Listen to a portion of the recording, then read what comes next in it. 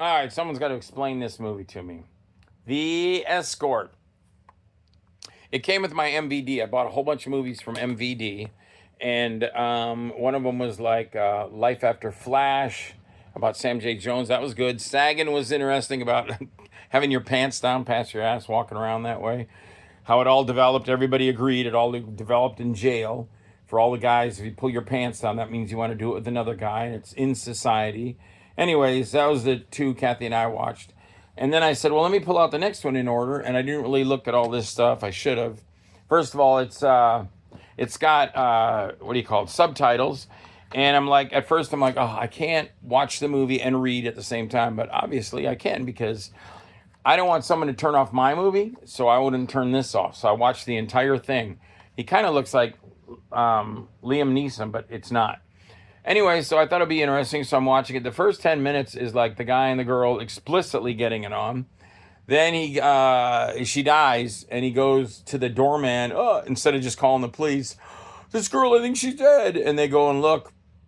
Amazingly, the guy that's helping him already got into his room and found the girl, and goes, "Oh, I took care of it. I burned her in the incinerator." And the guy's like, "No, you got to tell the police." And they're like, "No, we don't want to be involved with the police." I'm going, okay. And then it goes straight from that to him going home to his wife, banging his wife explicitly. Then it goes to a party where he's meeting all these guys, and then he invites some kid to be on his TV commercial set, and the kid punches the other guy because the other guy grabs him, and the kid goes, "You're a fag, what'd you do that for?" And then he gets fired, but then his dad gets him to be hired back. And I'm like, what has this got to do with anything? What's this got to do with the Escort? And then, and where does it go from there? Then it goes to like a weird party, and they all get drugged up and everything, and they're all just milling around, and nothing's really getting done. And then that kid's there from the party, and he's beating up his new wife, and the mother gets up and punches her son and goes, "Now you knock that off, Junior." What? This isn't supposed to be a comedy. I don't know what it is, but then he's leaving the party. Oh yeah, and then it switches from the middle of the movie from a whole giant widescreen movie like you're watching from right to left, a full screen. Then it switches to a camera phone where you're only, seeing this much of the movie now. And I'm like, what are they doing that? Why did they switch to a camera phone?